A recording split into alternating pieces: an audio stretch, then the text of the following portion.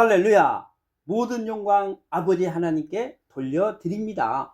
오늘 우리가 살펴볼 말씀은 누가복음 1장 1절에서 15절까지입니다. 제목은 우리 중에 이루어진 사실에 대해서 묵상해 보는 시간을 가져 보겠습니다.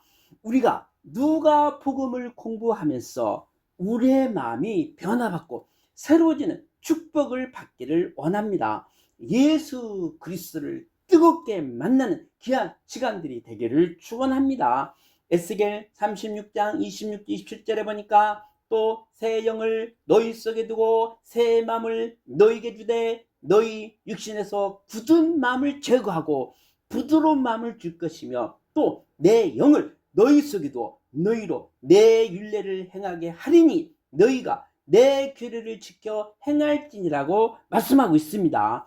이번에 우리가 누가복음을 공부하면서 우리의 묵은 마음의 때를 다 제거하고 가라 뒤없는 귀한 축복의 시간이 되기를 축원합니다.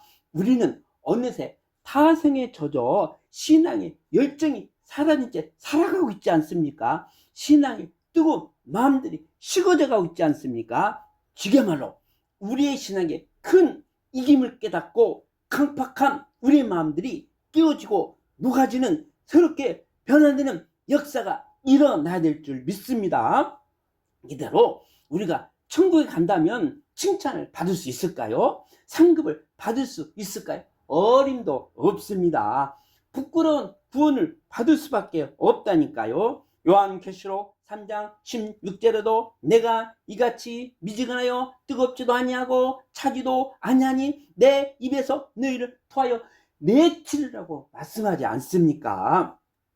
누가복음의 전체 주제는 길 잃어버린 양을 찾고 찾으시는 예수님입니다. 그 내용이 누가복음 15장 4절 6절에 나와 있어요.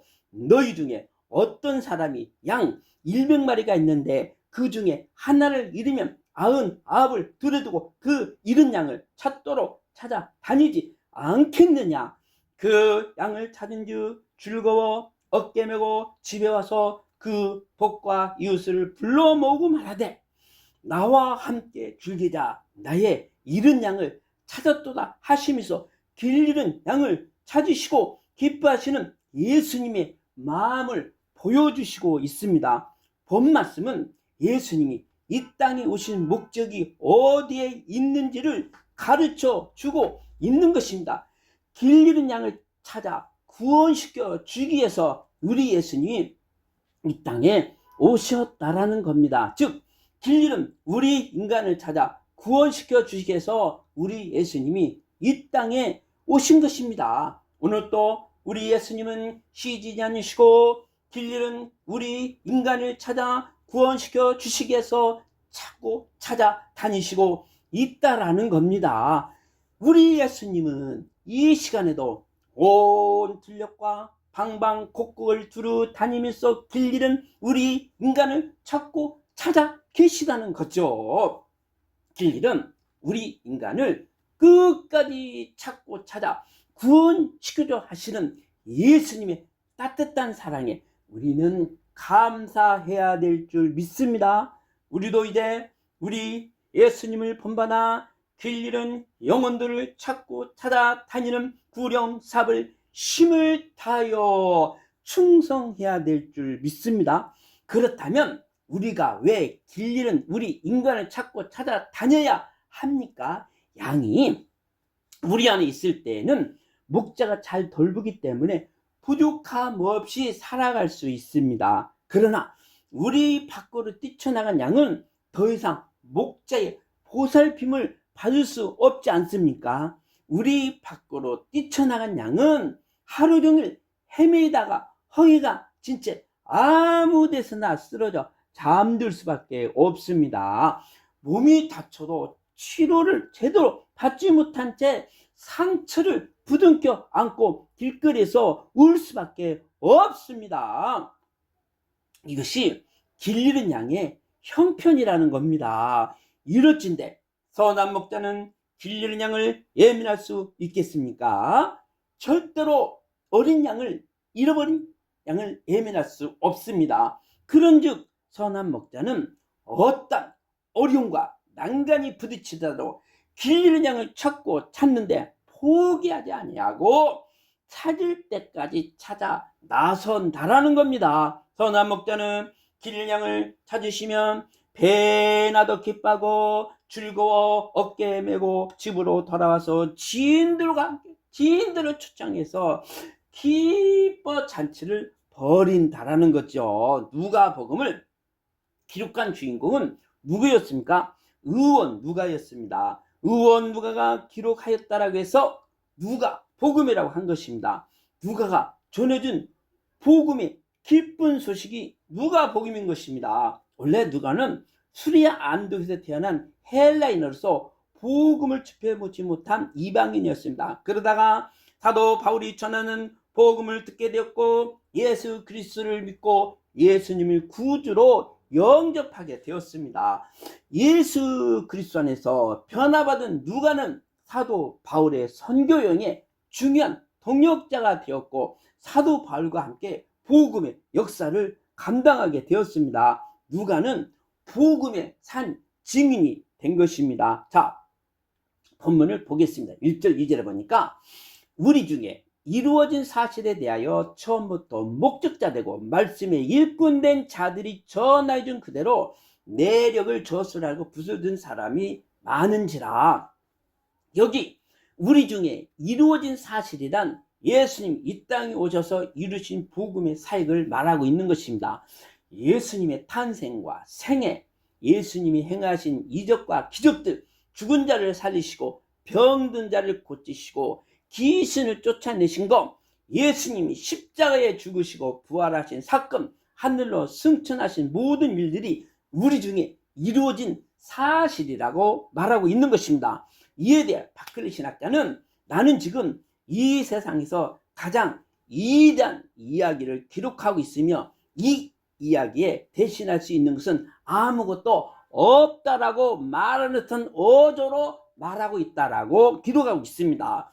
우리 중에 이루어진 사실에 대해서 처음부터 말씀의 목적자다고 일꾼된 자들이 전한 그대로 내력을 저술하고 붓을 든 사람들이 많이 있었다라는 겁니다. 예수님이 선택한 사도들과 제자들이 예수님의 아름다운 일을 후대에 전해주고자 붓을 들었다라는 겁니다. 사도들과 제자들에게 복음을 듣고 제자된 자들이 또 전해진 그대로 내력을 저술하고 붓을 든 사람이 또 많았다라는 거죠. 즉 성령의 감동을 받은 사람들이 여기에 동참을 하게 된 것입니다. 3절 4절에 보니까 그 모든 일을 근원부터 자세히 미뤄 살핀 나도 데어빌로 각하에게 차례대로 써 보내는 것이 좋은 줄 알았노니 이는 각하가 배운 바를 더 확실하게 하려 함이로다.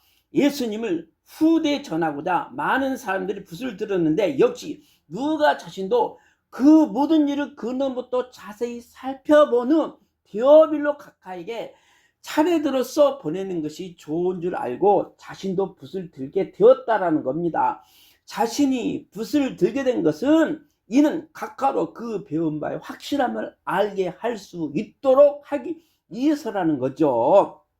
데오빌러가 사회적으로 어떤 지위를 갖고 있었는지 모르겠지만 상당히 지위가 있고 역량이 있는 사람임에는 틀림없습니다.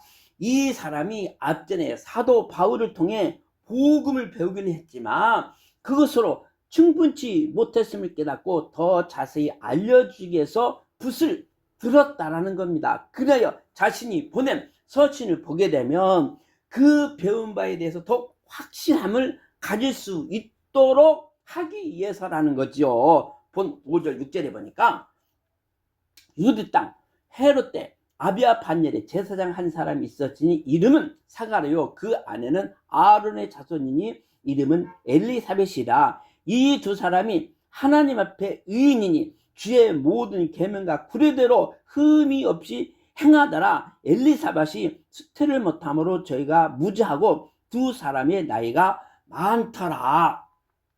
아비아 반열에 사가랴와 엘리사벳의 부부가 살고 있었습니다. 이 사람들은 하나님 앞에 의인이었고 주의 모든 계명과 규례대로 흠없이 행하는 하나님의 제사장의 가족들이었습니다. 이 성경에 하면 아론의 후손들만 제사장이 되었는데 사가랴는 아손의 후손임을 알 수 있습니다. 엘리사벳도 아론의 후손이라고 기록하고 있습니다. 그런데 하나님의 제사장으로서 경건하게 살아가는 이 가정에도 고민거리가 있었습니다. 그게 뭐였어요? 이 두 사람이 하나님 앞에 의인이었습니다. 하지만 사가랴의 부인 엘리사벳이 수태를 못함으로 저희가 무자하고 두 사람의 나이가 많더라고 기록하고 있습니다. 그러니까 엘리사벳 부인이 있었는데 자녀를 낳지를 못한 것입니다. 하나님을 잘 믿는 가정이었지만 자녀가 없는 것입니다. 그러니 얼마나 적적했겠습니까? 이런 훌륭한 가정에 자녀가 없다는 것은 우리가 이해하기가 쉽지 않지만 아무쪼록 무자했다라는 거죠. 자녀가 없이 살았다는 겁니다. 그러나 하나님은 이 의롭고 경건한 가정에 하나님의 놀라운 계획을 갖고 있었다라는 거죠. 하나님의 더 큰 뜻을 이루기 위해서 자녀를 잠시 안 준 것입니다. 하나님의 특별한 계획 때문에 자녀를 뒤로 미룬 것이라고 할 수 있습니다. 이것은 현재 우리 삶에도 적용되고 있는 삶의 원리입니다. 현재 우리 삶이 열려지지 않냐고 다 막혀 있다라고 생각을 해보세요. 하는 일마다 되는 일이 없고 힘들 수밖에 없지 않습니까? 이것은 하나님의 더 큰 뜻을 이루기 위해서 하나님의 더 큰 계획을 성취하기 위해서 우리에게 주신 응답을 조금 늦추시고 있다는 것을 잊지 말아야 될 줄 믿습니다. 사실 우리의 문제가 해결이 안 되고 어려움이 가중되면 힘들 수 있지만 그래도 우리는 하나님의 때 하나님이 응답해 주신다는 걸 믿고 끝까지 참고 믿음으로 살아야 될 줄 믿습니다. 인내해야 될 줄 믿습니다. 하나님이 왜 우리의 길을 막으시고 열리지 않게 하는 이유가 어디에 있었습니까? 하나님의 더 큰 역사를 이루기 위해서 막으신다라는 거지요. 이 의롭고 경건한 사가랴의 가정에 자녀를 안 주신 목적이 어디에 있었다고요? 예수 그리스도의 길을 예비하는 선지자를 주시려고 지금까지 자녀를 안 주시고 뒤로 보류하신 것입니다. 사가랴의 가정에 좀 시기적으로 늦었지만 가장 알맞은 때, 적합한 때, 합당한 때 자녀를 주시려고 뒤로 미룬 것입니다. 잠시 무지하게 하신 것입니다. 하나님이 원하는 때 자녀를 주어야 예수 그리스도의 길을 예비할 수 있는 선지자가 나올 수 있었기 때문인 것입니다. 우리 인간은 하나님이 역사하시는 섭리를 결코 다 이해할 수 없습니다. 헤아릴 수 없습니다. 다 알 수 없습니다. 그러므로 우리 인생이 아무리 힘들고 현재는 어려워도 길이 다 막혔어도 하나님의 분명한 섭리가 있음을, 계획이 있음을 믿고 온전히 현재의 삶에서 순종하며 살아야 될 줄 믿습니다. 하나님께서 우리들에게 가장 알맞은 때에, 합당한 때에 모든 것이 협력하도록 응답해 주시고 축복해 주신다는 것을 믿고 끝까지 순종하며 살아야 될 줄 믿습니다. 그래서 우리가 해야 할 일은 순종밖에 없습니다. 믿음밖에 없습니다. 사무엘상 15장 22절에도 순종이 제사보다 낫고 듣는 것이 순양의 기름보다 나으니라고 말씀하지 않습니까? 8절 9절에 보니까 마침 사가랴가 그 반열의 차례대로 하나님 앞에서 제사장의 직무를 행할 때 제사장의 전례를 따라 제비를 뽑아 주의 성전에 들어가 분향하고 모든 백성은 그 분향하는 시간에 밖에서 기도하더라. 사가랴 당시 제사장들이 약 2만 명 정도 살고 있었다고 그럽니다. 제사장들이 너무 많아서 24반열로 나누어 하나님을 섬겼다고 전해지고 있습니다. 한 반열당 1000명의 단위로 나누어 1년씩 직무를 수행했다고 합니다. 하지만 자기 차례가 온다는 것은 쉬운 일이 아니어서 평생 한 번 올 수 있었지만 오지 않을 수도 있었다고 그럽니다. 이 1000명의 제사장 중에도 제비에 뽑혀 선출된 제사장만 제사 직무를 수행했다고 합니다. 제사장들은 자기 생에 한 번이라도 제비에 뽑혀 제사 직무를 드리고 싶은 그런 마음이 다 있었다고 그래요. 한 번만이라도 선출됐으면, 한 번만이라도 뽑혔으면 하는 마음으로 살았다고 그럽니다. 제사장이 제비에 뽑혀 선출이 되면 1년에 한 주간 성소에 들어가 제사드리며 봉사했다고 합니다. 제사장이 제비에 뽑혀 선출이 되면 개인적으로 큰 영예를 얻게 되는 것이죠.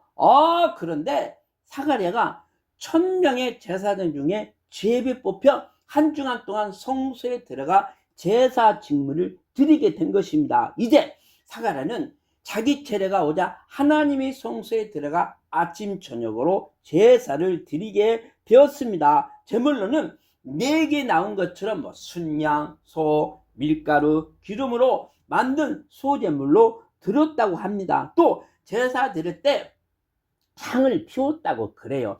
하나님께 드려진 희생제물이 향과 함께 하나님 앞에 상달할 수 있도록 하기 위해서였다고 합니다. 사가랴는 아침 저녁으로 제사를 드리면서 백성들의 죄를 용서해 달라고 중보 기도를 드렸던 것입니다. 그리고 백성들에게 평안을 내려 달라고 기도를 했겠죠. 또한 사가랴에게 가장 중요했던 기도는 역시 자기 가정에 자녀를 달라는 기도를 했지 않았겠습니까? 얼마나 간절히 또 기도했겠습니까?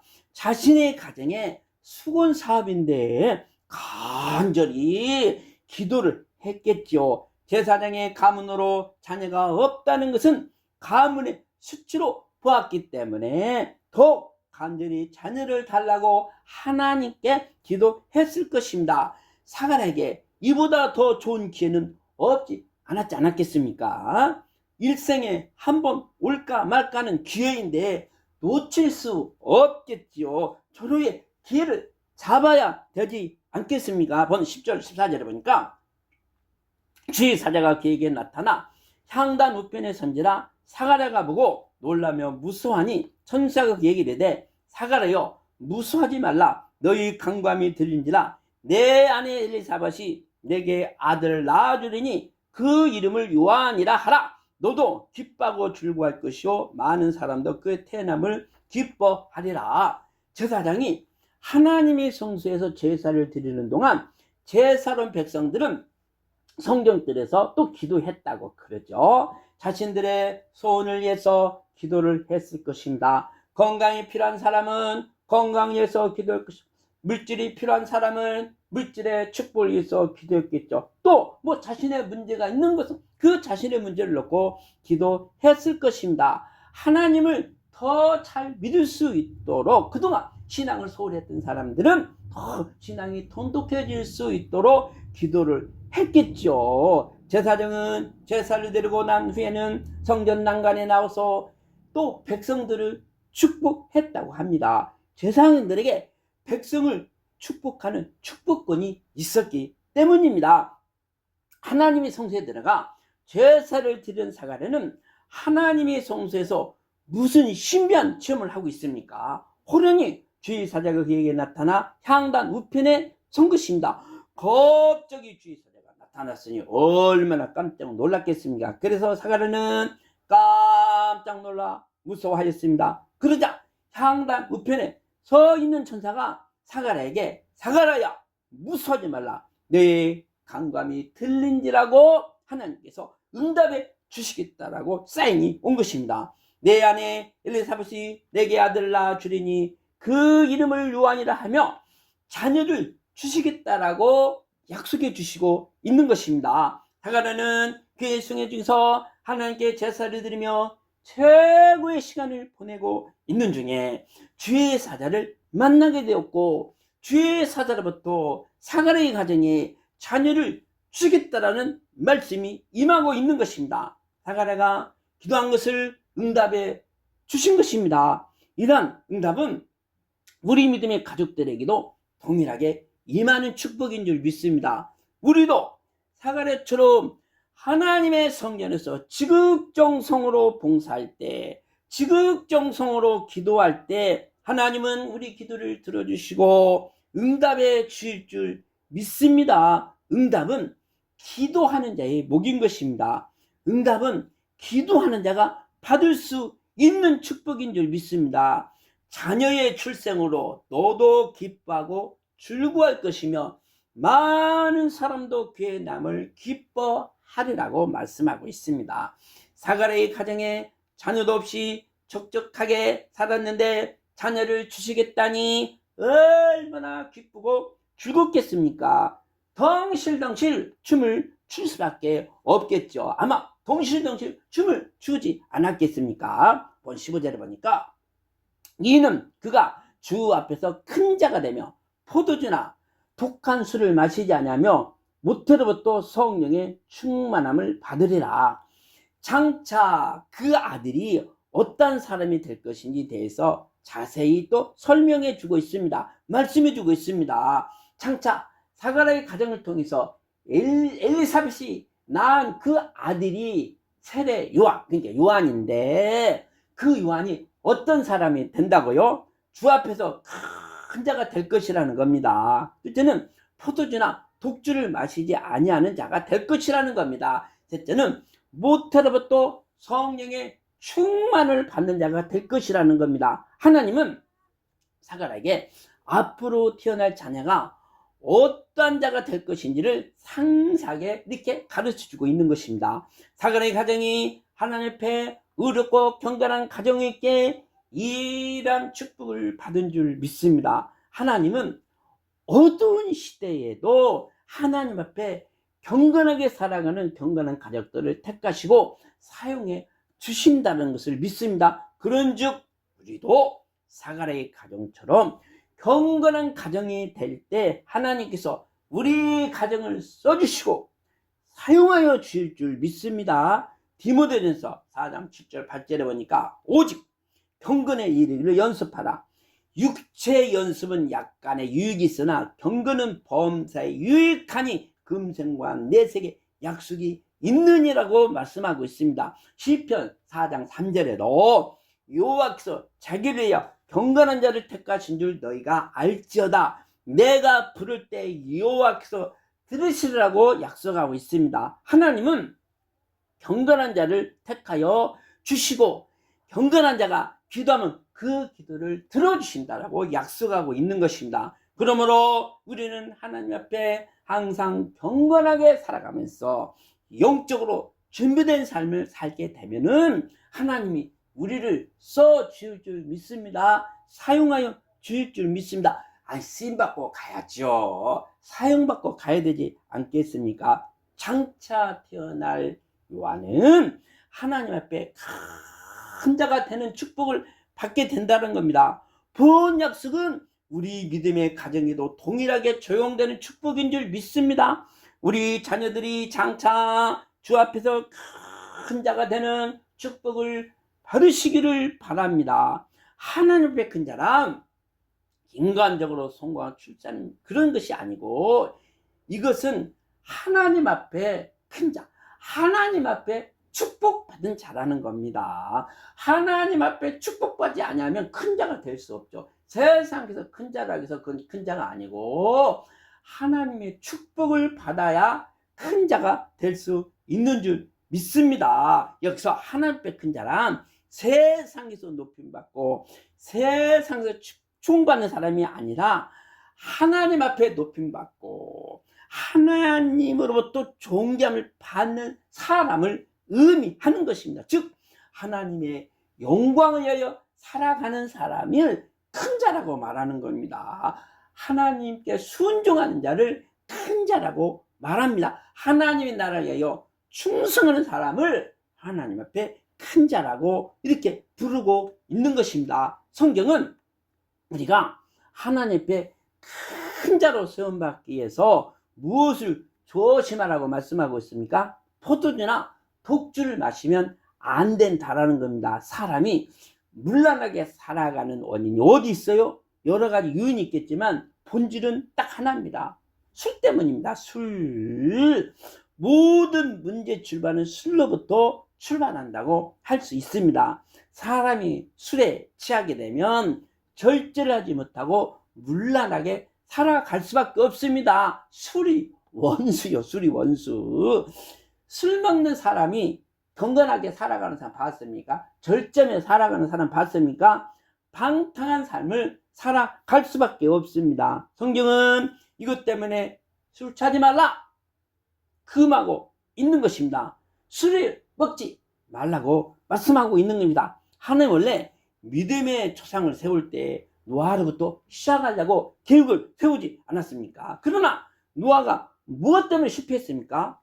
홍수 후에 노아가 포도를 재배했는데 그 포도로 포도주를 만들어서 술을 많이 먹은 바람에 절제하지 못하고 발가벗고 대청마리에 털썩 들어누워 있지 않았겠습니까?